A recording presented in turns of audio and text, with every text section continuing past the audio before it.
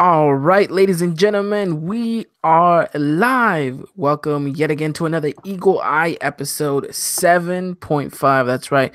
We're adding a point 0.5 because we love you guys, because we wanted to come back, because we thought you deserved it. So, ladies and gentlemen, we are back and we're going to be talking everything Las Águilas del América. But beforehand, let me introduce my co host, Mr. Dylan Jimenez. Thank you for joining me yet again.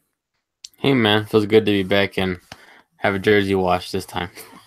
All right, so Dylan's washed his jersey as he said he would, and we're gonna get ready. We're gonna start talking a whole bunch of nonsense like we always do. But before we start the show, we want to say that our thoughts, prayers, and condolences are with everyone in Mexico right now facing the tragedy that is the earthquake that struck. So, uh, just really saddening to hear what happened. So, everyone down here from the Eagle Eye podcast, sends our best regards to Mexico over there. Yeah, man, really sad too, and also what happened Wednesday too, in Florida with the shooting too as well, man. Something's got to change. Something's got to give, and really focus over the next years too. That something's got to change, man. And just yesterday too, um, the middle school and high school here in my hometown had to lock down too because somebody brought a gun. Um, no fire shot or nothing like that, but man, something's got to give eventually, man. Something's got to change. A lot of I guess you can say, bad stuff going on in the world. But we're not here to kind of discuss that. We're here to talk about the beautiful game, the beautiful life that is soccer. So, it's something that could definitely help to, kind of shift perspectives and to kind of give some joy back into people's lives after such devastating tragedies. So again, our condolences go to every single one of you who have been affected by this, whether it was, Florida, Mexico, wherever you are in this beautiful world that is ours. And pretty much that's we just wanted to say that. But let's get things rolling. I know we kind of started up here, now we're down here because of the mood, but don't worry, ladies and gentlemen, we're going to try to raise our levels up. But before we get started, I do want to remind you guys that we are on Twitter. Make sure you guys follow us on Twitter. Make sure you guys send us questions. Make sure you guys are with us throughout the whole process of this clausura leading up to the World Cup, because we have plenty of things in store and a couple more giveaways. So we got a couple things contemplating in our head. So hopefully you guys are excited. Hope you guys are ready. And well, let's kick the podcast off. All right. So when we left off with you guys, episode 7, we had told you guys that we were going to review 2 games the following podcast, which is going to be episode 8. We kind of decided that maybe that was a little bit too much to put on you guys, a little bit too much to put on ourselves. So we made up the time to come and kind of dissect what happened on Tuesday against Morelia. And we're going to talk about everything that's going to happen Sunday as well. So let's get started, Dylan. Alrighty, man. Let's jump into this. Alrighty, my man. All right, let's talk Saturday. Saturday's Tuesday's matchup, which was against Morelia. It was doble jornada, as we know. So usually around this time, it's when it's one of the most important times to actually be ready, be fit, and get the results. And I think we did the right thing by getting a 4-1 victory against Morelia. So scoreline, was it deceiving, or do you think it was? It showed exactly what happened on the pitch? I think it showed exactly what happened on the pitch, man. This was the side to go out and show that we can score goals, dude, and they did it. America got 4 goals, obviously, against a really good side, and that's just something that we haven't really seen a lot, is scoring more than 1 goal so far this season within the game. Other than the Lobos WAP game and the Pachuca game too as well. But man, this was great. This shows that this team's on the rise. This team's looking good, and so overall, then this was the game. The scoreline didn't lie. We came out and we played. Yes, we did. And we're definitely going to be talking about exactly how it is that we ended up winning 4-1. But beforehand, let's get started on what was really the big news, which was the lineup, really. Um, what exactly were we expecting? I think we were expecting more of a, usual starting 11, but Piojo Herrera kind of flipped it on us. He said, "Nope, we're gonna do some rotations. We're gonna do some altercations," and I think it worked. It worked exactly how Piojo wanted it to work. Yeah, man. I mean, other than the lineup, nothing changed. He stuck with the same tactics. Pretty much the same formation too, as well. Everything worked. Everything went in favor of America, possibly except that one goal. But other than that, I think it was a good game overall. Possibly our best game so far overall this season. So, which is a good sign. This team's improving. It definitely is, especially after making so much, rotation to the starting 11. So we saw Jeremy Menez make his first start in an America jersey straight off in kickoff. We saw Oribe Peralta get knocked down to the bench. We saw William da Silva play at left back once again. And we saw, the likes of Edson Alvarez getting another start as well. So those were really the kind of the highlights of the starting 11. Besides that, I think everything was pretty much straightforward. I think the most great part about this lineup was that whenever it came out, you weren't kind of upset with it, and you kind of were in favor of it. There was no, oh, why is he studying or why is he playing? I think everyone's actually gotten up to rhythm. Everyone's actually, picked up form that no matter who steps out on that pitch, you're pretty confident. Yeah, man, no doubt. The whole team still looks good. Everybody was playing in sync. Everybody knew where to make their passes, where to go, and everything like that, covering the space too, and everything like that. I know that's one thing that we kind of talked about was with how much pressure we put on the opposition too. Sometimes we kind of give up those little spaces, but some spaces were covered. Still a little bit to work on because as we kind of you talked about during the game, is that space was still there for them to for Morelia to get through and everything like that, make good passes, stuff like that. But other than that, like we keep saying, it was a good team play. It really was. So let's paint a picture for exactly everyone listening and tuning in. America starts off and kicks things off highly well, like we've done for pretty much every single game of the season so far. We press, we win the ball, and we start moving the ball around, which I think is the most important part, which we weren't doing as much last season in comparison to this season. So I think the best part about it was that we actually kept the rhythm that we've always kept, and that's high intensity, high pressure, and a very good movement of the ball. But Morelia came out and matched us, and I would even willingly say that they actually played a little bit better in the opening minutes because they seem to be running more. They seem to be a little faster than us. They seem to be a little bit more hungry, and they looked a lot like they were going to be very dangerous on the counterattack.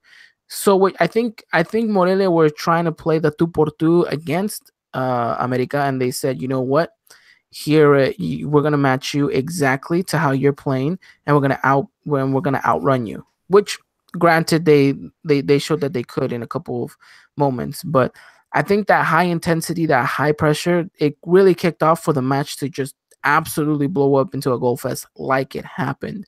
I think what it was an opening 5 minutes. I think Cecilio scores the goal. No.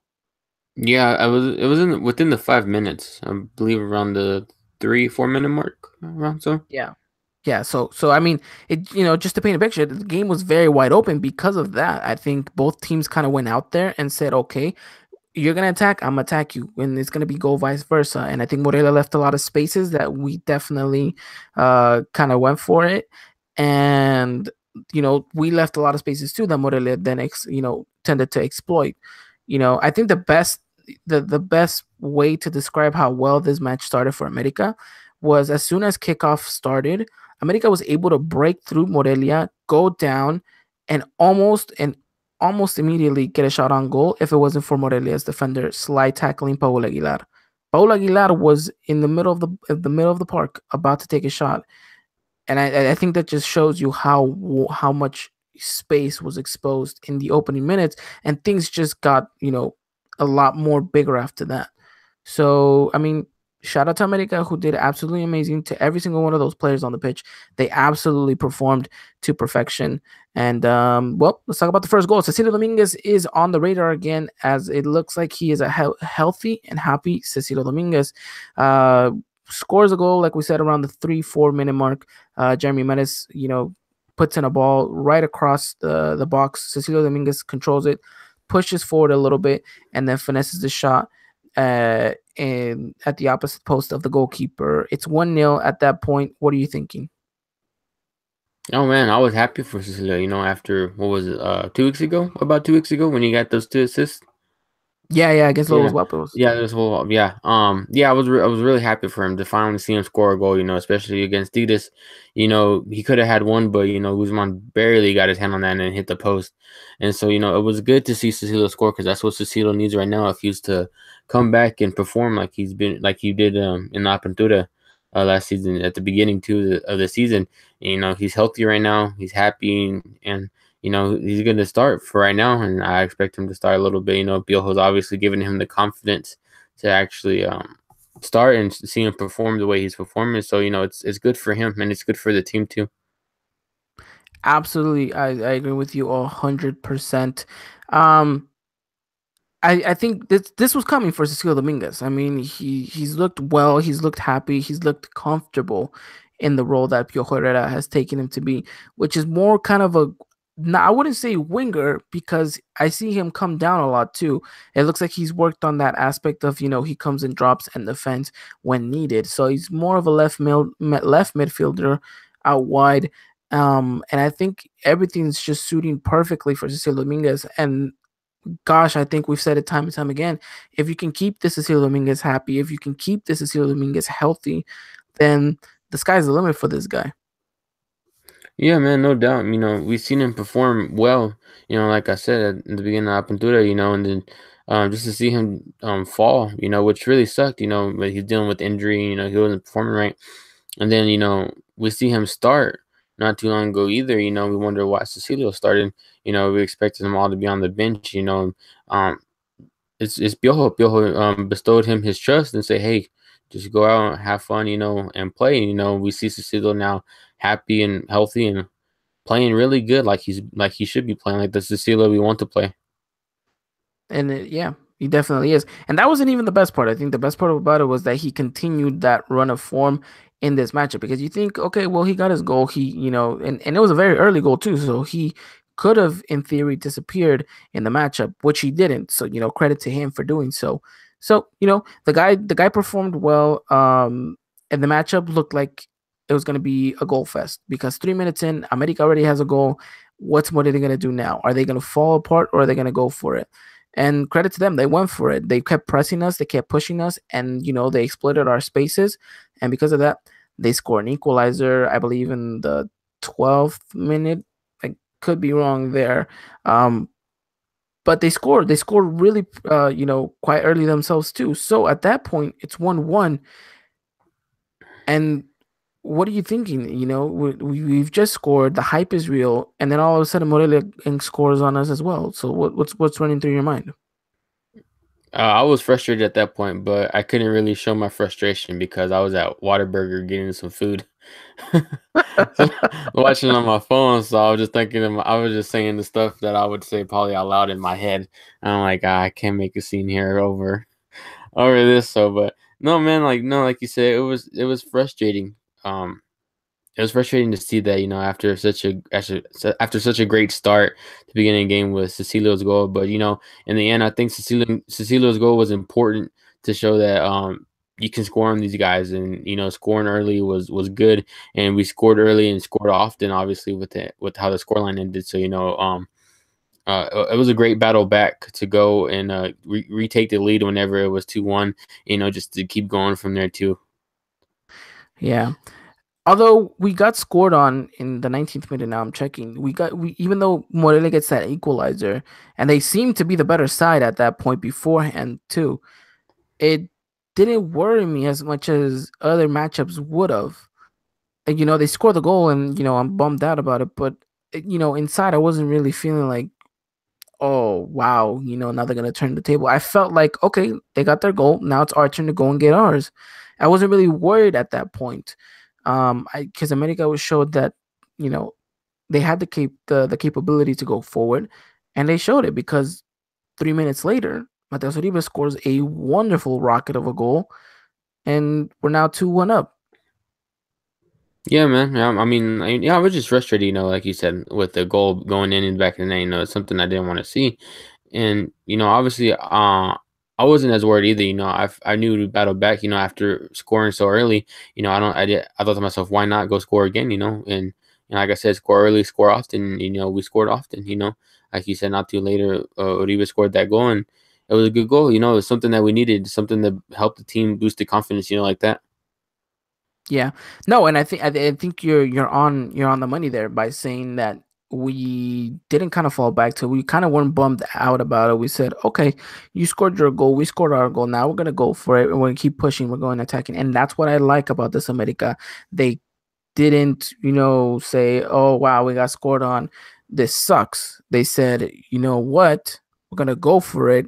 You scored, we're gonna score right back at you guys. And we did. Granted, it was a wonderful, wonderful strike from Mateus Uribe with his weak foot, by the way. So the Colombian making up for everything that he kind of didn't do in the Tigres matchup and coming up big against Morelia because, like we mentioned, Mateus Uribe, he goes and scores 16 minutes later in the 38th minute of the match in a goal that not a lot of people would have scored. And I say that because a lot of people would have just kind of stopped running and would have assumed that the referee would have gave a foul in that instant, you know. So granted, Mateus Uribe, kudos to the guy because he kind of kept going with it. The referee looked like he was about to give a foul in favor of America close to the 18-yard box, but Mateus Uribe notices that kind of the defense was like, okay, he's gonna mark a foul. Our players were like, okay, he's gonna mark a foul. He rushes towards the ball and is able to dink it over the goalkeeper. And that was our 3-1 right there going into the half. I mean, what can we say about Mateus Uribe? Flops kind of in the Tigres matchup, but then comes up pretty big against Morelia. Yeah, well, I'm just gonna go back a little bit, as we talked about, with coming back and scoring the goal, Oribe scoring that first goal, it's just that just to kind of clear it up a little bit, we're not saying that America can't push forward and like give some pressure to the defense, and creating some chances like that. It's just that it's coming down to finishing. That's something that me and you've already said. Is we need to finish our chances. The final third still needs to have better decision making skills whenever the ball gets there and stuff like that. But it's coming down to finishing the chances. That's something that they did this game, and it's something that they're kind of doing a little bit inconsistent, a little bit. Not saying that they haven't finished chances because obviously we're scoring goals here and there. We drew with Tigres. We obviously won this game 4-1. It's just that we need to score as much as we can. I think in my opinion, just about every chance we get a shot on goal. That should find the back of the net. It should be like just about no excuse in my opinion. But I trust this team. I trust America, what Piojo's doing right now, and I don't see why not. They can score just about every time. And going on with your question, Ivan, whenever you talked about Uribe, yeah, I remember last time talking about Uribe, not performing performing well and stuff like that. It was frustrating, how he was making such silly challenges, in my opinion. There were some times where I was like, what is he doing? Again, especially against Ditas, I didn't really like him getting the yellow because he was being a little bit reckless, but this is Uribe who came out and, like you said, made up for his what seems to be a little bit of a disappearance against Tigres, and he came out and performed. I mean, 2 goals. This guy seems to be like he's gonna catch fire a little bit. He wants to take that and show it against Veracruz whenever it comes Sunday.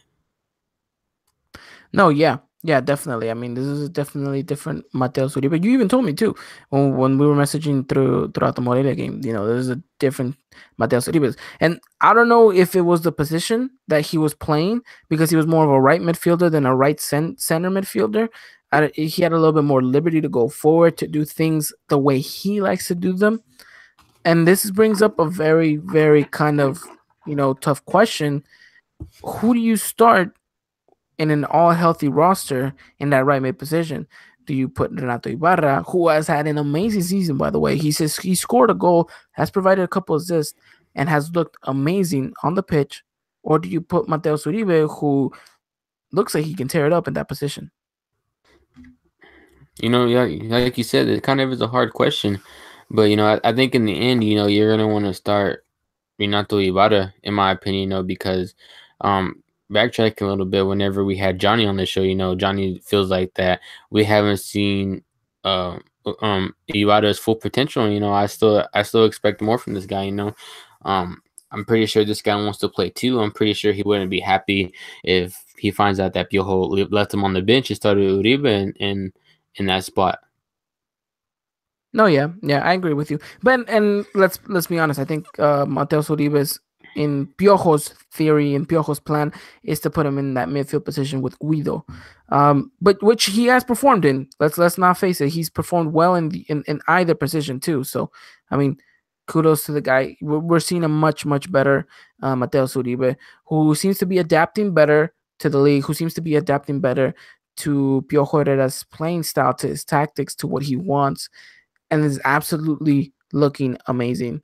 And he's going to be vital for the league, for the Champions League, and he's going to be a very important player. So I think the only thing we need to keep out in our mind is he needs to be a little bit less reckless and a little bit more smarter when it comes to making those challenges. Yeah, yeah. Just have a little bit more discipline. In my opinion, he pretty is disciplined, but he's starting to turn into that Guido that we had in Apertura. Guido being reckless stuff like that. But just he's got to learn how to see when to make that tackle if he needs to, and when not to take it, because it's just those little things that could possibly get you sent off or get you another yellow card. Oh, I completely agree. I completely agree. So hopefully you can, keep a cool head and kind of stay sane in that point. But to bring it around back to what we were saying, I think the team performance is absolutely amazing. Um, Kind of to go back to what you were saying, our finishing needs to get better. It looks like it's getting better, but really, we need to put those chances away, especially when we get these opportunities against teams, for example, like Tigres, which we didn't put them away. So I think things are looking well. Now I want to talk about a player that didn't get that much minutes, did not fulfill the full 90 minutes, but I think just looked absolutely amazing, and that's Jeremy Menez. What's your thought on the Frenchman and the performance he's had in the last 3 games? Yeah, dude, just it's just something to me a little special, because this guy actually obviously struggling a little bit in Europe, comes to Mexico, facing some barriers and stuff like that, and just to be able to perform the way he's been performing here recently with the team, it's just phenomenal. Like this guy's learning the style of the play, learning the style of the league actually. So it's granted that he's doing good, he's actually adapting to everything, which is something that he needs to do. And um, nobody knew how long he would adapt, how long it would take for him to adapt. But it's actually going coming sooner rather than later, should I say? Yeah, definitely, definitely.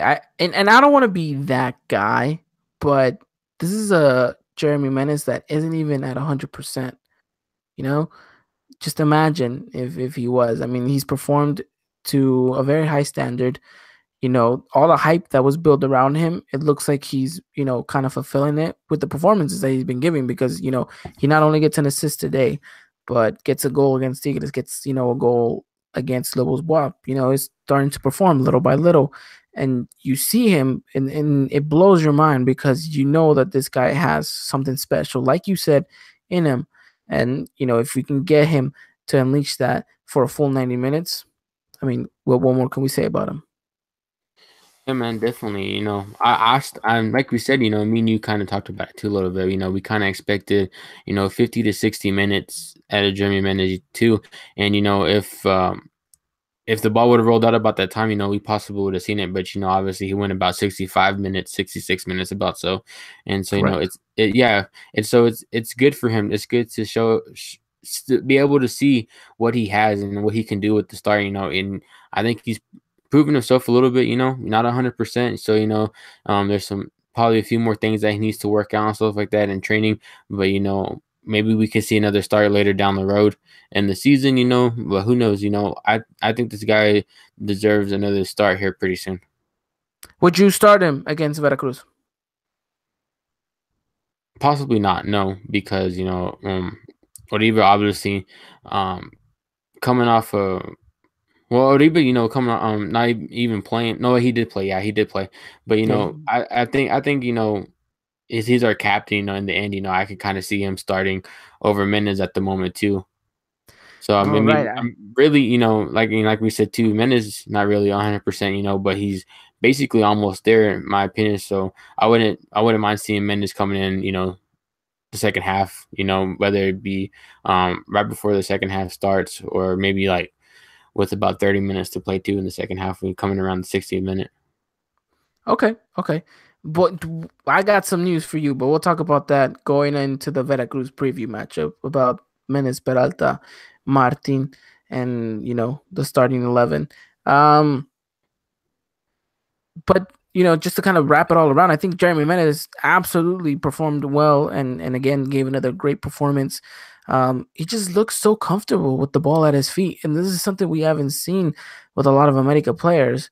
He retains the ball very good. He likes to keep that possession. The only player that I can assert with that kind of attribute is Guido Rodriguez, which is the next player I want to talk about, who had another absolutely amazing night. And I think time and time again, this guy is performing, and it's a joy to watch. It really is a joy to watch him and just focus on him specifically at times. Yeah, man. I think, going back to when you say he had an amazing night, I think if you look up amazing in the dictionary, it's gonna have Guido Rodriguez in it. It's gonna have Guido Rodriguez. It's gonna have a picture with him holding an eagle, and just saying, it's amazing because he has absolutely he's a different Guido. I would not be surprised if Sampoli calls him up for a friendly for the upcoming World Cup, the World Cup friendlies for Argentina. Or if he even makes the roster for the World Cup. That would absolutely be amazing. Yeah. Absolutely. Yeah. I would like for Pauly Guzman and the Marchesín probably make it too. They've gotten some call ups too, so I bet anything one of them would at least make it too. Yeah. Yeah, I'm pretty sure. But I mean, Guido definitely, I think to credit him very well, he's deserved it. Again, has another solid night. I think you just we've been saying the same thing time and time again. The way he covers space, the way he moves on the pitch, the way he shields the ball, the way he retains it, the way he kind of adds a little bit of a pause when is needed, and he can also let go of the ball as fast as he needs the play to be.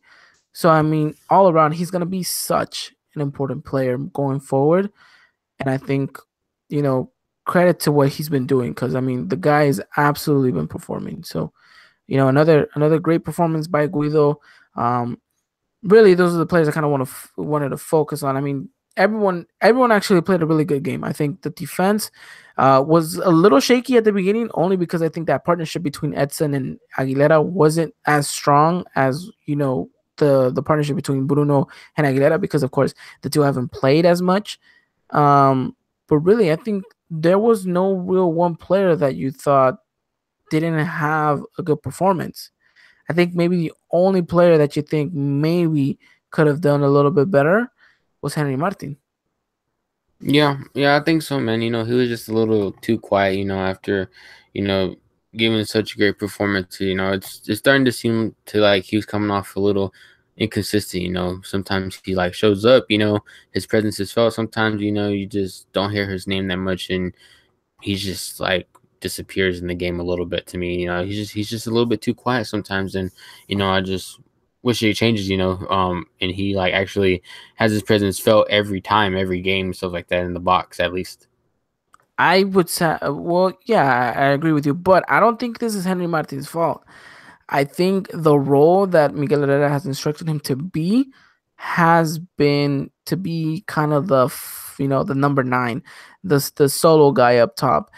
And I think he does that because after you see him score 3 goals and he's the talk of the town. I think Piojo has said, okay, they're gonna be looking at you, they're gonna be defending you.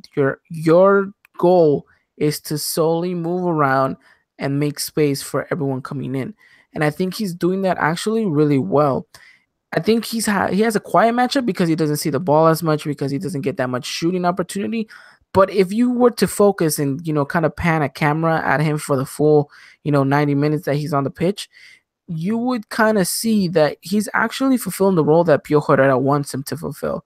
I think he's getting behind defenders. He's making the defense a little bit nervous. He's moving around. He's creating spaces, and I don't think this suits him very well to shine, but he can do it. I think you see Henry Martin in the last matchup against Tigres. He was very quiet. Why? Because Oribe Peralta was playing a much more deeper role, and he was kind of like the only striker that we really had against. Who did Mexico play? Wow. Bosnia, you mean? Yes, against Bosnia, but he was a solo nine as well. He doesn't shine in that position. He needs a partner up top, to feed off. And maybe that's why we haven't really seen a Henry Martin explode the way he did against Lobos Buap, the way he did against Querétaro, Pachuca. He needs someone up there with him, and lately he hasn't had that. Yeah, I mean, no, I get what you're trying to say, stuff like that. But I mean, let's say like if Oribe were to go down, what are we gonna do then? You know what I'm trying to say? Like, I mean, like, if eventually, like, you always say this kid's hungry, and I agree with you. Henry Martin, obviously, believe he's our leading goal scorer right now. I mean, do you think he'd ever have to adapt to just being that? Do you think Piojo will put him in a position to actually score and be a big threat, even though Piojo probably knows that they're going to mark him good because of how he's been playing lately? Yes, he can adapt, and I think he's trying to adapt to that. But I mean, he's not built to be that number nine. He's no Romelu Lukaku. He's no Zlatan. He's not a very physical, player in the box. He can win you a header. He can run and he can do all the things that a nine would do. He just doesn't have that physical presence in the box yet. I think he needs to work on that aspect of his game, and then we can see a Henry Martin that can step up to the plate even if Oribe Peralta goes down, and he can definitely be our goal scorer for the future to come. He just needs to learn to adapt into this new system that Pio Herrera wants him to do. But I think let's give the kid the time. Let's if he has 2, 3 more quiet matches, let's not get on him and say, oh, he was just a fluke and this and that. I think let's give him the time to progress. Let's give him the time to grow, and then after a couple of matches, if we see no improvement, then we can start asking questions. Yeah, I mean, I don't know. It's just I just feel like if this kid's hungry, he no matter what he would try to make his presence felt in whether no matter what role he's kind of given, I guess you could say, I don't want to see him, being a presence, being a dominant force, no matter what. Yeah, and I'm sure he's trying to work on that, and it's probably not easy, especially for someone of his stature. That he's not really the tallest player either. Not to say he's really short either too, but I mean it's something that even Oribe Peralta, had to learn to do at even a later time in his career. He wasn't this amazing number nine striker that was bagging 10 plus goals a season. He had to learn, he had to adapt, and I think this is something Henry's gonna have to learn to do, and I think he's capable of doing it. So I think let's just give Henry the time, and he's definitely gonna perform. Yeah, okay, we'll give him some time. We'll give him time, and it all depends who he's playing with too. So it will vary definitely from there. But let's move on to the second half. I think we talked first half and a couple players a little bit long enough. Let's move on to the second half. The match ends 3-1 after the first 45 minutes. You go into the locker room, you go happy as a fan. You're excited about the second half because you think, wow, we can score a lot more goals if we really assert ourselves. Come second half, really we only score one goal, and the matchup kind of dies in that sense. Yeah, that fourth goal is what we needed, though, a little bit, in my opinion, to show that we can score those goals against the team at this caliber, in my opinion. Like I kind of said before, because how many times have we done it this season already? And it's something that we need to do often, in my opinion, scoring more than one goal in a game. Yeah, I agree with you. We gotta finish the opponents off, which we did, thankfully. I think though, you go into the halftime, you're 3-1 up. You know you're better than the opposition, and I think Morelia kind of said, the high intensity pressure wasn't really working for them. We're leaving too much gaps. Let's play a little bit smarter. I think that all in itself kind of made the match quote unquote a little bit more slower. It still was entertaining to a sense, but it wasn't the same kind of like, oh, back and forth, back and forth, back and forth. So, I mean, granted, we make substitutions. We take out Henry Martin. We bring in Cepillo Peralta. We take out Menes. We bring in Ibargüen.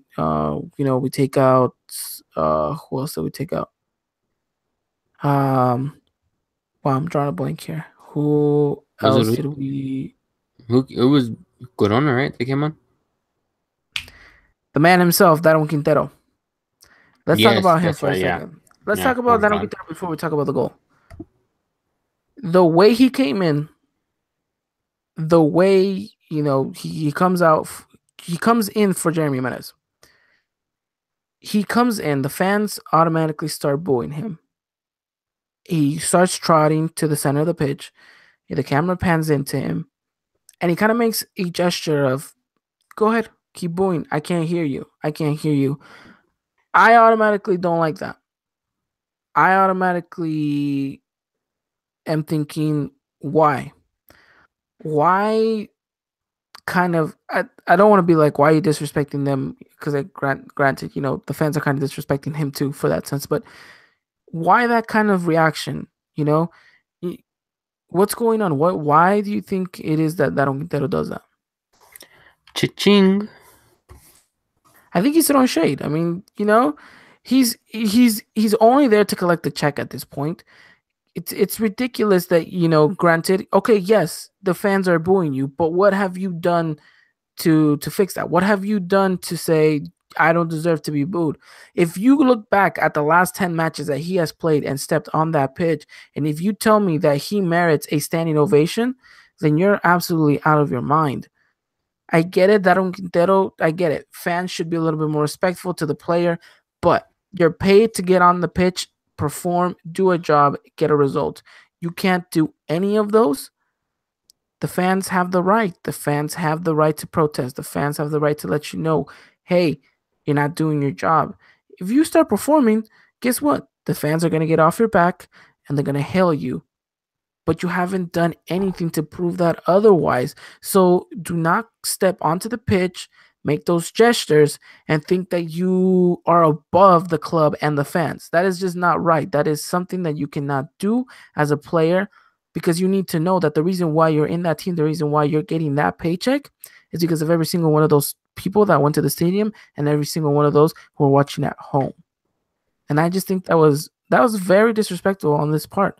I get it, the fans shouldn't be booing him, but I mean, to some degree, you know, he needs to be a little bit more respectful.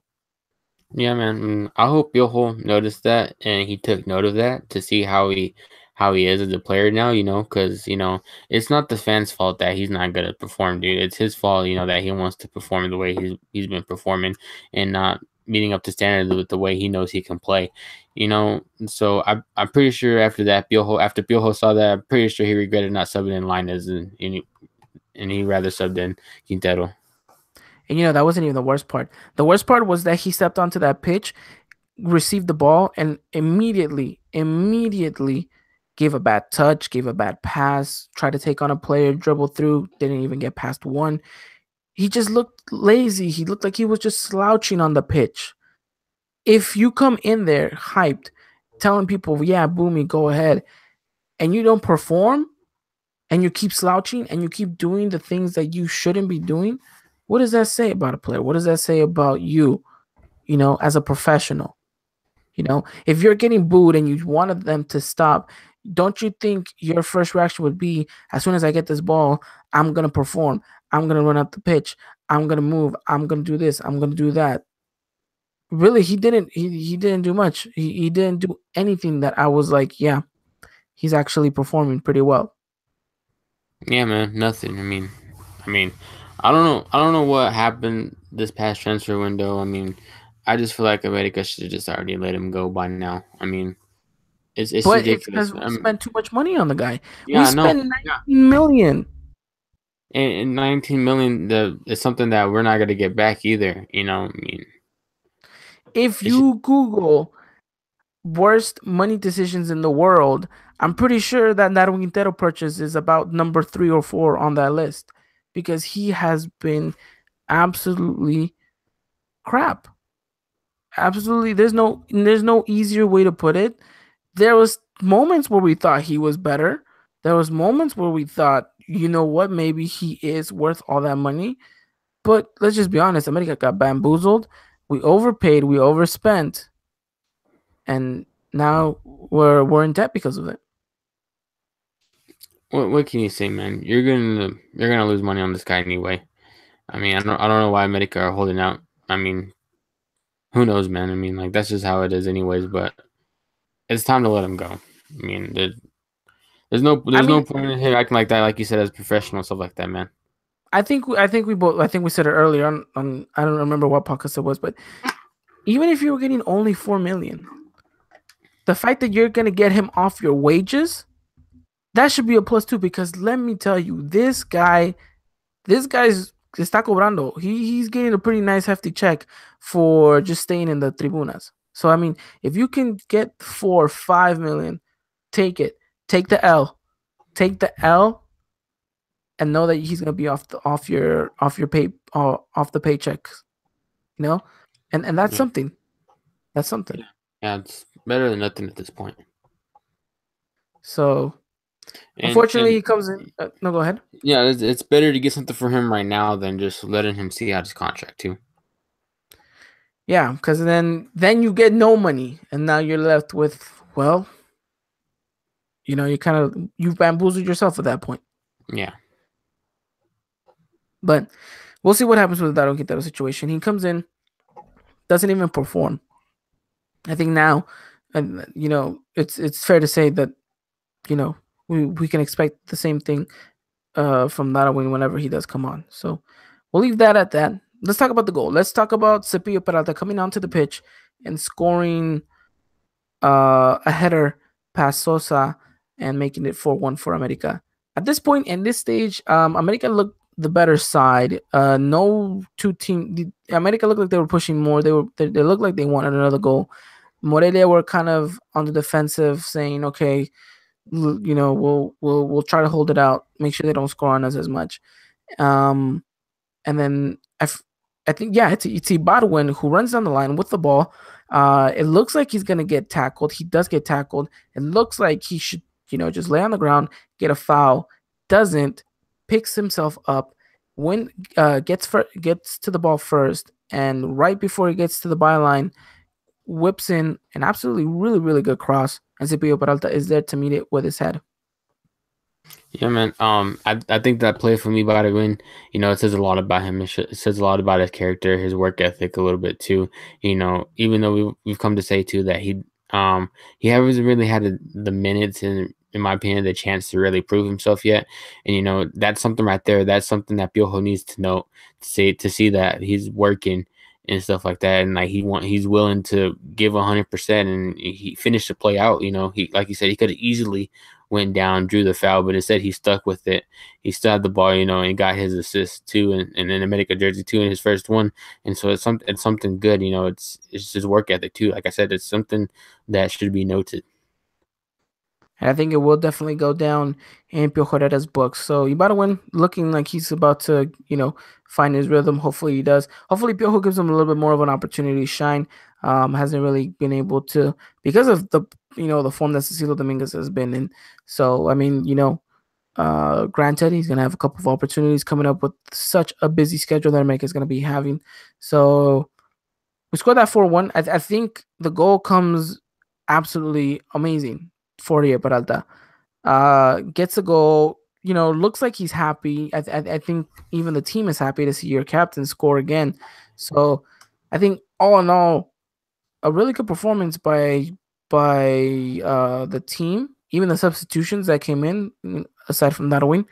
But I think I think if you were to classify this matchup, I would have to agree with you. It's up there with our best performance of the season so far. Yeah, man. Overall, besides Darwin, obviously for reasons that we've talked about already, but it just comes back to show, Piojo's obviously been pushing the same tactics, pushing the same formation, and other than this past Tuesday, sticking with basically almost the same lineup every week in and week out and stuff like that. And so it shows that what he's doing is working. Piojo has shown time and time again that he can work his magic, and I'm starting to think his magic's coming back slowly and slowly, or every week. Yeah, I think the most exciting part is you look at the bench, and we actually have a bench. We have people that can come in. We have people that can do a job.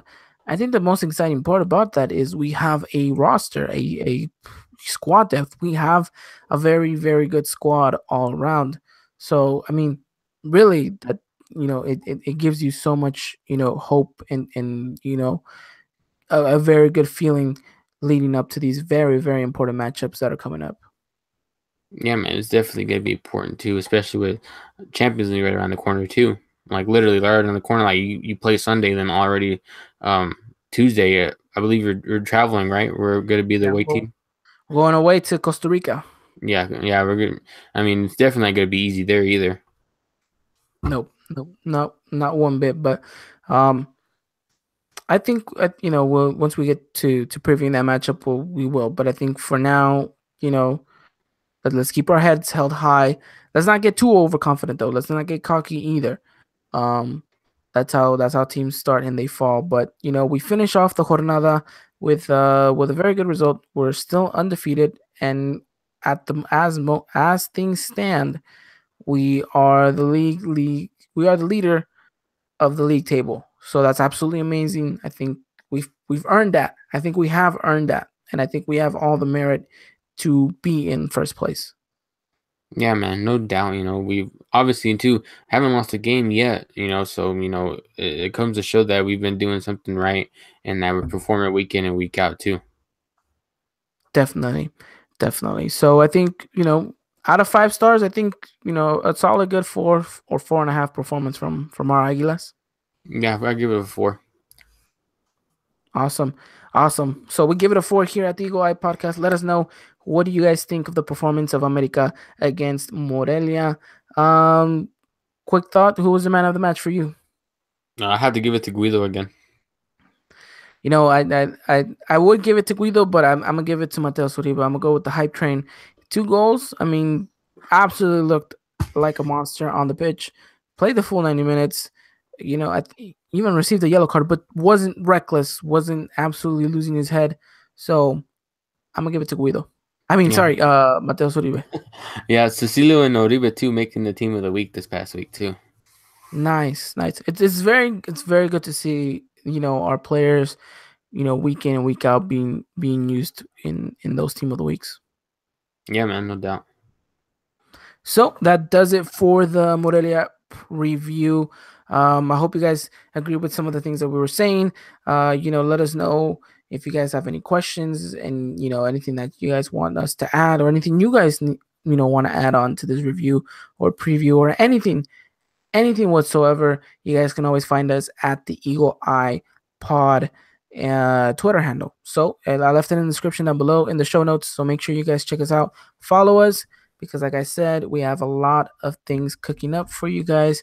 A lot of stuff for America, a lot of stuff for the Selección Mexicana, a lot of a giveaway here, a giveaway there. Just interactions. A lot of things are happening in the next couple of months. So make sure you guys are following us.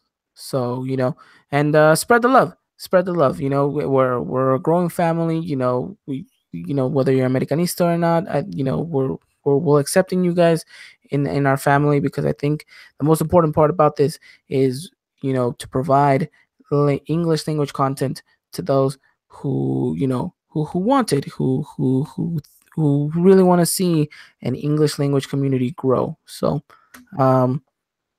anything else you want to add on, Dylan? No, no, I think everything's good.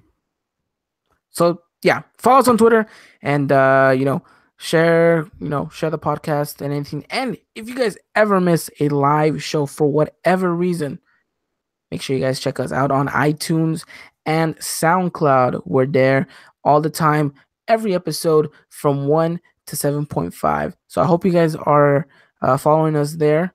I know I listen to our podcast whenever I'm driving or doing anything, just to kind of recap on what we said.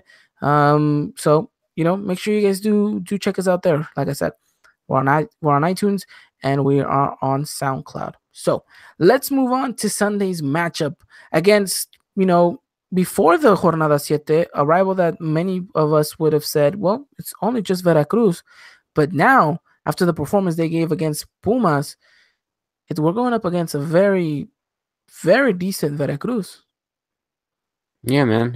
Just never know what to expect. Such a short season. You never know what's gonna happen. Morelia got something to prove too. With them being on the relegation battle too as well. Yeah, yeah. So I mean, it's absolutely amazing in a sense that we're going to see a very good matchup because, yeah, I don't know if you were able to see exactly the performance that they gave against Pumas Veracruz. No, I wasn't able to catch that, but I kind of kept up with it a little bit, and so I was kind of a little bit nerve wracking, just a tad little bit, just because I know that we could have beat Pumas, and the performance that Veracruz gave against Pumas too. I know, dude. It was a little bit worrying too because Pumas was the only side besides us to not lose a matchup, and they were going up against Veracruz at home, right? Veracruz was the away team, and to see what they did against Pumas, I mean, like you said, nerve wracking, absolutely nerve wracking. So after that performance, after seeing what they did against Pumas, and seeing how we're coming into this matchup, what what are your feelings going into this Sunday? No, I mean, like, even though we kind of said we kind of feel a little nervous about this game too, because after the performance they put on against Pumas, I still feel pretty confident. I still feel like we're gonna go back to Aguilera and Valdez, back into the lineup, and we still have a solid defense. I don't see why we can't contain this. Excuse me, and everything. So it's gonna be good. After scoring 4 goals, I feel like we're gonna bring our shooting boots back and everything. So, you know, I still feel pretty confident, and I don't see why we can't leave with 3 points. I'm with you on that one. I'm with you on that one. Veracruz is a very good side, but I think that we can definitely be a little bit better. It's not gonna be an easy matchup. I think Veracruz is gonna try to do the same thing that they did against Pumas, which was get us, try to get us on the counter, try to push our buttons, move the ball well. I think what we need to do is not change any of our tactics, go into that matchup the same way that we have for every single game, and I think that we will prosper with 3 points, like you said. Yeah, I mean, it's gonna be a healthy lineup too. So, we're gonna have all our pretty much our starters that we've been going with, back in the lineup too. So it's gonna be a strong lineup either way. Who do you think is going to be the most important player on that pitch for us in order to gain these 3 points? I still have to say it's gonna be Guido. Like you said, if they do the same thing that they did against Pumas, try to catch us on the counter, I feel like Guido's gonna cover that ground to stop it. However way he can, I think Guido's gonna be key. In my opinion, I always think games are won in the midfield, and so that's what it's gonna come down to is if we can win the battle in the midfield. I think you're absolutely correct. I'm agreeing with you. I think Guido is going to be the most important player on that pitch. He may not be the one that kind of shines in the tabloids because, his role kind of goes a little bit unnoticed. But if he can hold us down, if he can distribute the ball, and if we can play off of him, I think that we can definitely have a very good matchup. And let's face it, Veracruz has had trouble at home. I think they lost against Pachuca. They performed well away. Now it's to see whether or not we can use kind of the pressure that they have because of the relegation battle, because they're at home, because they're kind of forced to perform, kind of use that and kind of turn it on their heads. It won't be an easy matchup. It won't be a stroll in the park. I know there's a couple of people that are thinking, well, it's just Veracruz. Pumas just kind of they flopped, and we're definitely gonna come out there with a 4 or 5 goal difference. I think we should be hazy. We should kind of have a little bit of caution to the wind because at this point we're the only undefeated team. We're the team that everyone is going to go out and try to beat. So I think we need to be smart about it. We can't, kind of lose our heads, and we can't get overconfident, especially not on that pitch, because I think it's going to be important that we kind of keep our heads cool, calm, collected, and we need to finish every single opportunity that we can get. Yeah, for the people who follow us, they know that here at the Eagle Eye Podcast, we take every team. We never take them lightly. We always respect our opponent and stuff like that. And so if you're new right now, just if you go back and watch previous episodes, you hear us. We respect our opponent. We never take a game easy, no matter what the team, how bad they're doing or how good they're doing. Every team's respected here, and so it's just like you said, we can't get overconfident. Despite beating a good Morelia side, 4-1 and stuff like that, we're gonna have to just stick with the same thing that we've been doing, like you said, and I don't see why not walk away with 3 points. No, yeah, I agree with you. And like you said, and the reason why we're so cautious to each matchup is because the moment that you become overconfident, that is the moment you lose that matchup. It's not what happened on the pitch. It's as soon as you go into that and you step on the grass and you're overconfident and you lose that matchup. It was at that moment that you thought you were absolutely the better side. You can think that you're the better team, that you're the better side, but don't assume that the 3 points are going to be granted. That's, you still have to work for that. You still have to move and go for that. And that's something that the team has proven time and time again, that they go out there, they know they're the better side, but they know that they have to go and they have to find it and they have to push for it. And I absolutely love what Piojo's been doing so far. The fact that he hasn't really molded or shaped his tactics in any way has actually absolutely made the team even better. Yeah, man, and like we've always said too, like it's just for some reason the team you think that America shouldn't have no trouble against, they end up having trouble against, and so Oh, time people and time again. yeah, time and time again, man. And then like you said, like people said, it's just Veracruz, no problem. But you don't know that, this could probably be the game that America actually struggle with. But we don't know that, We're not hoping that they struggle, Like we said, we feel confident, the team's looking good, we're confident we're gonna get the 3 points, but still should not be taken lightly. No, not one bit. So we talked a little bit about what America needs to do, and I think we can both agree that start the game off strong like we always do, finish every single opportunity, and um definitely definitely be precise with our passing. I think the more that we can retain the ball, the more we can keep it away from Veracruz, the more we can make them chase it, the more space that will open for us. They'll definitely, throw themselves back. They'll be very defensive. They'll be very cautious, especially going up against our attacking. It's got to be crucial that, in that final third, our decision making is very precise. Yeah, man. And just going back to what I said, whenever you asked about the key player and me saying Aguido, not just that, but the midfield too. It's going to come down to midfield battle. Like I said, I always believe the midfield is what's going to win you the game.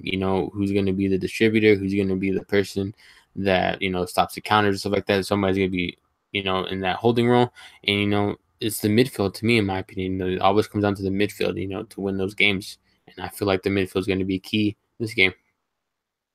So hopefully everyone brings their shooting boots. Hopefully everyone is on high alert, and we can continue to perform the way we have. So, and I think it's safe to say that we both assume and agree to that we can and that we will.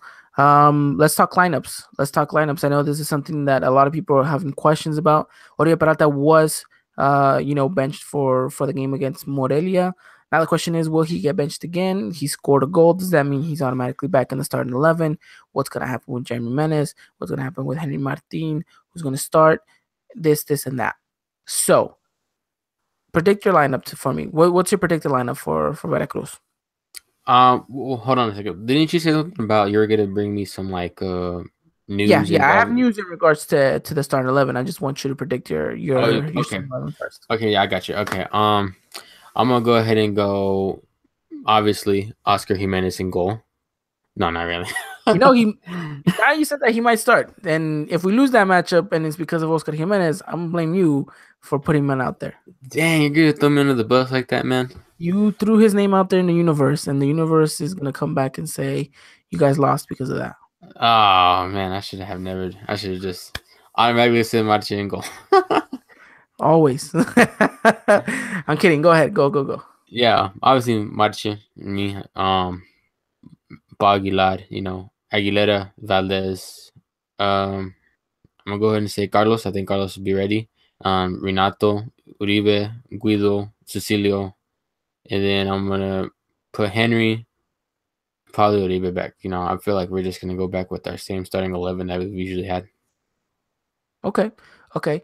Um, Close, close. What is rumored, what is heavily rumored, Pio Herrera was asked for a starting 11 today in his press conference. He said that he wasn't 100% sure who's going to start, but that for the most part, everyone in his squad was 100% fit, which means that it looks like we might be seeing Carlos Vargas and Renato Ibarra. Although Carlos Vargas was still in doubt this morning, but I think after Pio Herrera said that everyone was kind of fit, he's back. He's back in the starting 11. What is rumored is Marchengo, Paul, Bruno, Aguilera, Vargas, Renato, Guido, Mateos, Cecilio, Menes, and Oribe Peralta.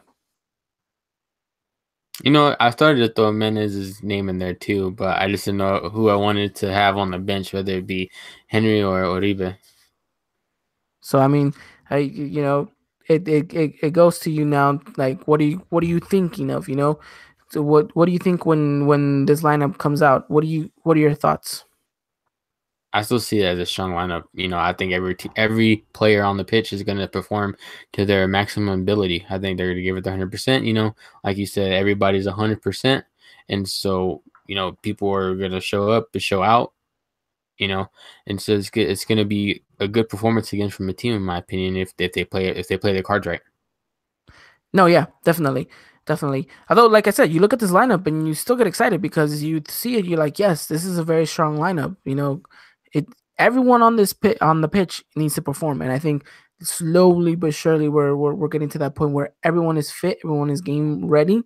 I think the only two questions that we have is maybe Menes if he can go the full 90, which we know he still can't, and Ibad win, who needs a little bit more time to showcase. So, um, it should be interesting to see what happens on the pitch. Who exactly is the starting 11? Do not quote us because that was not the confirmed starting 11. That is only a rumor that was going around. Tune in to our Twitter, like I've mentioned time and time again. We tweet the starting 11 as soon as it's confirmed. As soon as we know it's 100% sure, we will tweet it out and we will let you guys know. So stay tuned for that. But I think regardless of who starts, I think we're confident that they can get the job done. Yeah, man, no doubt. I think this is either way. It's a good 11. It's a good starting 11. I think it's our strongest um, out of the whole team. So I don't. It's going to be a good game either way. Okay, I agree with you. What are you predicting for Sunday? I'm going to go 3-0. 3-0. Okay. Okay. I'm going with I'm just going straight 2-0. 2-0. I think it's very important that we keep a clean sheet this time. I think we haven't been able to do so in quite some time. So hopefully we can get this one here like we're both predicting. A clean sheet would absolutely be amazing. Um I would love to see a 3-0. But I'm going a little bit more conservative. I'm going to say 2-0. We're going to call it a night and we're going to start heading over to Costa Rica. Should have had a clean sheet against Lobos WAP, but Yeah, yeah, I don't know what and happened there. we got overconfident. We fell asleep at the wheel for a little bit. But hey, I'm still hopeful that we can get that clean sheet come Sunday. And really, I just want to see the team perform. I just want to see them, perform on the pitch the way they have been. I think on the physical side of it, the team looks absolutely more fit than they did, against Pachuca. So, I think slowly but surely everything's coming around for America. Yeah, man. The table is starting to turn, and it's starting to turn our way, which is good. and Piojo's bringing his magic back, and you know how Piojo gets with his magic. Yep, definitely. So the momentum is going in our favor. Now the most important part is to maneuver it so it can continue to go in our favor. So that does it for the review. And that does it pretty much for the podcast as well. It was supposed to be a very short podcast. Like we were thinking around 40 minutes, but I think we even surpassed that hour mark. Um, but I think, very productive podcast. I think it was very fun and like always to be able to come and chit chat about Las Águilas del América. Um, I think we're both excited for Sunday. Um, wow, such a busy schedule coming up for America too. I think we have Veracruz, we have Saprissa, then we have Cholos, then we have Saprissa once again. I mean, it's just game after game after game after game. We're gonna be sick of soccer once the month of February ends, but don't worry, we'll get over that really quickly because I think a week after that, actually the day after we play Saprissa at home at the Estadio Azteca, come Saturday, we have a Clásico to deal with against Guadalajara. So, I mean, everything's just coming up so fast for us. Yeah, man, this could be crazy, but the grind's gonna be real. Yeah. It is gonna be absolutely amazing. I think I can't wait. It's just being a huge fan of the sport and the team. It's absolutely phenomenal to be able to get so much America time in such a little bit amount of days too. So, hopefully we can perform. All I hope for is that we can continue to do what we're doing and grow from that. Anything else you want to add on? Just answer that guy's question real quick they had in the chat. You know, he said, "Do you think Piojo will continue to bench Cepillo, or was it simply for rest?" You want to hit that question first? Sure. I think I thought we were kind of addressing it in the fact that I think he was only benching him maybe for rest. I think we mentioned this too last podcast. He's gonna play no matter what. He's our captain. He's our leader. I think really he was only giving him a rest because the real heavy part of the season is coming, and you want a Rio Peralta that's healthy for this. Yeah, yeah. Just simply rest. You know, nothing else more. You know, our captain. You know, he's gonna play week in and week out. You know, even if it comes to Champions League too, I think he's gonna play every week too, just about. So yeah, I mean, just I hope that answers your question. You know, you can watch previous episodes too. We kind of talk about Oribe too, his performance a little bit too, and so we hope that answers your question. You know, we kind of given our lineups too, our predicted lineups, and the rumored lineup you see that the rumored lineup has Oribe in the starting 11. I predicting Oribe is going to be in the starting 11. So yeah, he's going to start against Veracruz. And he probably will start against Saprissa too. So I mean, I think we shouldn't worry too much about Oye Peralta. I think we should worry more about his form than anything. So hopefully after this matchup against Morelia, his form starts to increase and go up. I think the goal is going to be a confidence boost, and if he can get another goal against Veracruz, we can definitely see Oye Peralta coming back into the horizon. Yeah, man, most definitely. I think Tuesday's goal was important too to his form. Maybe he's getting that boosts his confidence some. And I think any goal scored, no matter how it's scored, I think it's important to any guy's form, no matter what. So No, yeah. No, yeah. Most definitely. So, I think that pretty much wraps it up for us here at the Eagle Eye Podcast headquarters. It's episode 7.5. I hope you guys have enjoyed it. Huge shout out to everyone that tuned into the live show, and huge shout out to everyone that is listening right now on iTunes or SoundCloud. So, just to give a couple of names, huge shout out to Jeff Marcus, Israel_Sanchez, 53, King King Artie 23. I mean, every single one of you guys that have tuned in and supported us on the live show, thank you so much. Every single one of you guys who are listening to this, thank you so much for the support as well. The family is growing, and we hope to continue to grow it as much as possible. We mentioned we have a pretty big guest coming up on the show this Tuesday, so make sure you guys tune into the live show because, like I said, he's one of the people that I think has I would call a pioneer of this Liga MX English language content movement. So make sure you guys tune into our Twitter too. We'll let you guys know pretty soon who that person is. From anything else you want to add on, Dylan? No, no, I think we covered everything. Just ready for Sunday, then turn around and do this all again Tuesday. Definitely, definitely. So use the hashtag Aguilas ENG all together, and we'll definitely keep growing the family in that sense. All we gotta say is Team Aguilas, siempre America, vamos America, and let's hope for 3 points and the best result possible. So from me, from Dylan, thank you so much for joining us. We'll be seeing you guys again very, very soon. But until next time, take care, ladies and gentlemen.